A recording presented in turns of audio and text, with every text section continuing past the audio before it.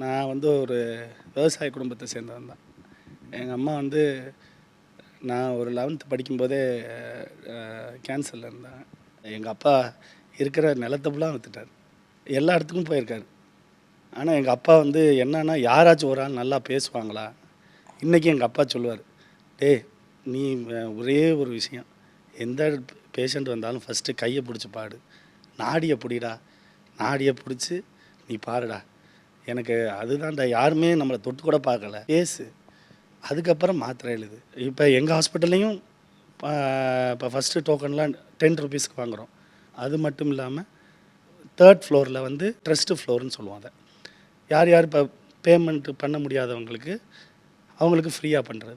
அவங்களுக்கு எப்படி ஃப்ரீயாக பண்ணுவோம்னா, பேமெண்ட்டு கீழே அவங்க நல்லா எனக்கு நல்ல ஏழை மக்களும் பணக்காரங்களும் வருவாங்க. பணக்காரன்ட்ட வாங்கி இப்படி ஏழை மக்கள்கிட்ட கொடுத்து இப்படி பண்ணிக்கிருக்கோம்.